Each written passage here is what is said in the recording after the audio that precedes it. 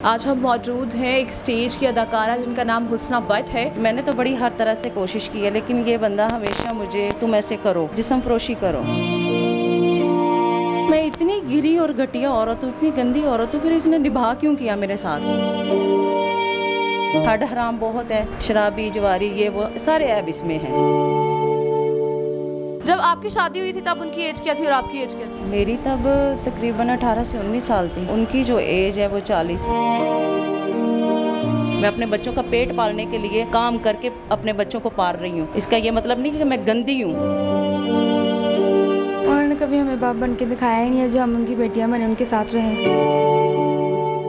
बिस्मिल्लाहिर्रहमानिर्रहीम, अस्सलामु अलैकुम, it's me Zulekha Nasir and you are watching मेरा पाकिस्तान। आज हम मौजूद हैं एक स्टेज की अदाकारा जिनका नाम हुस्ना बट है और हम उनका मौक़िफ़ जानने के लिए आए हैं। मैं आपको यहाँ पर बताती चलूँ कि हुस्ना बट के जो एक्स हस्बैंड हैं, इन्होंने खला ले ली हुई है उनसे, लेकिन वो फिर भी इन पर हक़ जताते हैं और वो कहते हैं कि मेरा पूरा हक़ है आप पर। और वो इनसे तकरीबन 20 साल बड़े हैं और फिर भी इन्होंने उनके साथ निभाने की कोशिश की, लेकिन उन्होंने इनको इतना तंग किया। इनके कुछ इल्ज़ामात थे और उनके भी कुछ इल्ज़ामात थे जो उन्होंने इनके ऊपर लगाए और इन्होंने उन्हें उनके ऊपर लगाए, और उसके बाद ये उन इल्ज़ामात की तरदीद करना चाहती हैं। अभी इनके बच्चे भी आएंगे तो हम उनको बिठा के उनसे भी पूछेंगे कि वो क्या चाहते हैं, लेकिन इससे पहले हम हुस्ना बट की तरफ चलते हैं और उनसे पूछते हैं कि हुस्ना बट की जो शादी है वो कब हुई थी और कितना अरसा ये शादी रही है। अस्सलाम वालेकुम। वालेकुम अस्सलाम। अच्छा हुस्ना, मुझे बताओ कितना अरसा ये शादी रही है और ये शादी जो है ये क्यों टूटी है, क्या वजह है?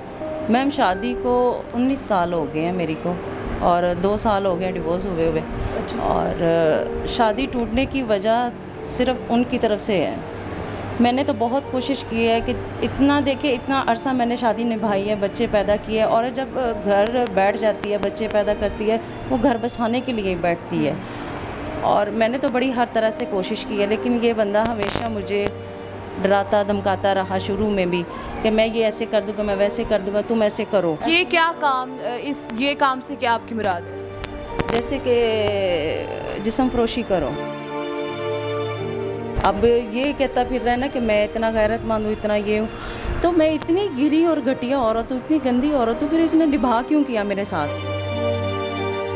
कितने बच्चे हैं आपके? मेरी 3 बेटी हैं। तो ये अपनी बेटियों को ले क्यों नहीं जाते हैं? मैं इससे यही सवाल करना चाहती हूँ, और इनके जो सपोर्टर हैं, जो इनके साथ मिले हुए हैं, अटैच हैं, उनको भी यही कहना चाहती हूँ कि मैं अगर इतनी ही गिरी हूँ, इतनी गंदी औरत हूँ, आखिरी तरीन दुनिया की गंदी औरत हूँ, तो फिर इसने अपनी बेटियाँ मेरे पास क्यों छोड़ी हैं? हड हराम बहुत है, शराबी जवारी ये वो सारे ऐब इसमें हैं। और ऊपर से मेरे ऊपर सारा बोझ डालता था कि तुम बच्चे पालो, मैं तो घर में पड़ा हुआ हूँ। अगर 1 हफ़्ता कमा लिया तो 2 महीने घर में इसने रेस्ट करना है। अब यहाँ तक नौबत आ गई जब मैंने खुला लिया है कि इसने जब भी बेटी ने वॉशरूम जाना है तो इसने झांकना है, वॉशरूम में झांकना शुरू कर देना है। मैं आहिस्ता आहिस्ता ये चीज़ को मैंने बड़ा इस चीज़ को सीरियस लिया कि मैं हर चीज़ सहती आई हूँ। ये बंदा क्या है, ये तो दरिंदा है। जब आपकी शादी हुई थी तब उनकी एज क्या थी और आपकी एज क्या थी?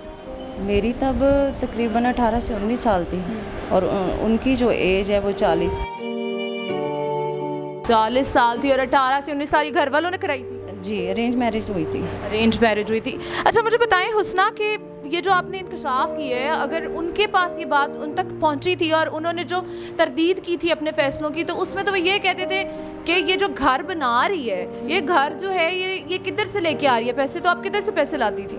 देखिए, अब मैं ये कहना चाह रही हूँ कि वो बंदा कह रहा है कि 10 से 12 लाख की अमाउंट लगी है। अगर कोई साबित कर दे कि 10-12 लाख की अमाउंट लगी है, मैं अभी के अभी मकान उसके नाम लिख दूँ। कितनी लगी? 4 लाख। 4 लाख में ये मकान बन गया? 3 मरले का मकान? नहीं 2 मरले का है। टोटल बना नहीं है, अभी कंप्लीट पड़ा हुआ है। वो भी ये है कि उसकी दीवारें वगैरह सारी पहले से थी, सिर्फ उसके ऊपर जो है 3-3 फुट की दीवारें और करके सिर्फ लेंटर डाला है, बाकी वहाँ की वहीं रुकी हुई है सारा काम जो है ना। आज आप यहाँ पर जो तशरीफ़ फरमा है, तो मुझे बताएं कि अब आप क्या तरदीद करना चाहती है अपने बयानात? मैं यही कहती हूँ, देखें वो ज़बरदस्ती हर चीज़ में करता है, मेरे ऊपर मसलत करता है, अब भी करता है। खुला होने के बावजूद भी उसने मुझे इतना रुसवा किया हुआ है, इज़्ज़त इतनी ख़राब की हुई है मेरी। गली मोहल्ले में आके करता है, थाने कचहरियों में करता है। उसका इल्ज़ाम ही यही होता है कि ये आखिरी तरीन गंदी औरत है। मैं ये पूछना चाहती हूँ जो इसको बिठा के किसी की बेटी की, बहन की, किसी माँ की जो है इज़्ज़त का जनाजा निकालते हैं और ये बड़े आराम से बैठ के उसकी गुफ्तगू सुन रहे होते हैं, क्या इनको शर्म नहीं आती? उसको तो है ही नहीं शर्म, उसकी तो शर्म हया है ही नहीं है ना, उसको तो हया ही नहीं है कि अपनी जवान बेटियों की माँ को इस तरह रुस्वा कर रहा है। फिर कहता है कि मुझे ख्याल नहीं है। ठीक है, मैं अपने बच्चों को पालने के लिए स्टेज करती हूँ, मैं कोई बुराई नहीं करती, कोई जुर्म नहीं, कोई गुनाह नहीं कर रही। मैं अपने बच्चों का पेट पालने के लिए काम करके अपने बच्चों को पाल रही हूँ। इसका ये मतलब नहीं कि मैं गंदी हूँ। मुझे ये बताएं कि आपकी बच्चियां जो हैं आपकी तीनों, वो कितनी बड़ी हैं, कितने कितने साल की हैं? एक माशाल्लाह जो है वो 18 साल की हो गई है, दूसरी जो है वो 17 साल की है, उससे छोटी जो है 13 साल की है। माशाल्लाह जवान बच्चियां हैं, और इन जवान बच्चियों के साथ ये सलूक करना। फिर अब मुझे ये बताएं कि आपका घर सिर्फ स्टेज कर कर चल जाता है? जी मैम, जैसे तैसे है, अल्लाह का शुक्र है, ज़्यादा नहीं, अच्छी नहीं, पेट भर के मेरे बच्चे सो जाते हैं। पेट भर के आपके बच्चे सो जाते हैं। अच्छा, तो ये जो मुनव्वर दीवाना साहब हैं, ये भी स्टेज करते हैं? ये भी स्टेज करते तो हैं। जब ये स्टेज करते हैं तो आपके जो स्टेज के कुछ लोग हैं, उन्होंने इनको समझाने की कोशिश नहीं की? वो देखिए मैम, वो कहते हैं ना, जितना लुच्चा उतना ही ऊंचा, ये बात है, ठीक है। जब इंसान किसी की इज़्ज़त ख़राब करने निकलता है ना, 100 उसके साथ जुड़ जाते हैं। जब हम किसी की इज़्ज़त के लिए निकलते हैं ना, तो 10 कदम हम पीछे हो जाते हैं।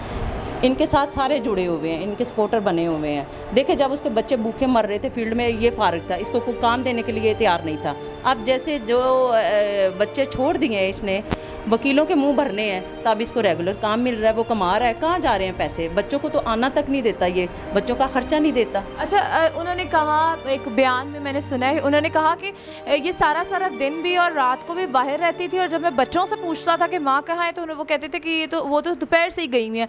तो बच्चे क्या ये बयान देते थे, और आप कहाँ होती थी? मैम देखिए, सबसे पहले तो मैं ये उससे पूछना चाहती हूँ, कहता है कि उसका इंटरव्यू सुन लें आप, कह रहा है कि 1 साल पहले का ये बुक हुआ है, खुला का 2 साल हो गए हैं। फिर ये कौन होता है आके पूछने वाला कि तुम कहाँ थी? मैं अपने बच्चों की रोज़ी रोटी के लिए देर सवेर मैं निकलती हूँ, मैं मानती, मैं निकलती हूँ। इसका मतलब ये नहीं कि मैं बुराई करने निकली हूँ, मैं कमाने निकलती हूँ। ये कौन होता है आके मुझे पूछने वाला? इसका हक सिर्फ बच्चियों तक है, मेरे ऊपर नहीं है। मैं इसको यही समझाना चाह रही हूँ कि खुला हो चुकी है, मेरा और आपका रास्ता अलग है। तो और बच्चियों पे भी आपने जैसे बताया है, आपकी ज़ुबानी हमने सुना है कि बच्चियों के साथ ये क्या करते थे, तो उनके ऊपर भी कोई हक नहीं है इनका, और वो ये हक खो चुके हैं। अच्छा, आप मुझे बताओ बेटा कि बाबा के साथ रहना चाहती हो? नहीं, बिल्कुल भी नहीं। आप नो। नहीं रहना चाहती? अच्छा, मुझे ये बताओ कि क्यों नहीं रहना चाहती, क्या वजह है इसकी? वो मामा पे इतने जुल्म करते थे, और जब भी आते हैं मामा को इतना जलील करते थे, तो फिर हम तो नहीं रहना चाहते। वो मामा की इज़्ज़त नहीं ख़राब कर रहे हैं, हमारी कर रहे हैं। बिल्कुल। आप बताएं। उन्होंने कभी हमें बाप बन के दिखाया ही नहीं है, जो हम उनकी बेटियां बने उनके साथ रहें। उनका ऐसा रवैया सलूक था ही नहीं जब उनके साथ रहना चाहें। उन्होंने कभी भी अच्छा बाप बन के नहीं दिखाया। अभी भी वो आपको जो है आपकी पढ़ाई का खर्चा या कोई भी खर्चा नहीं उठा रही? बिल्कुल भी नहीं, बिल्कुल नहीं उठा कुछ भी नहीं। तो फिर अगर वो चाहें या कोर्ट की तरफ से वो कहें कि मैंने अपनी बेटियां लेके जानी है, फिर? हरगिज़ नहीं जाएंगे। बिल्कुल नहीं जाएंगे। नो।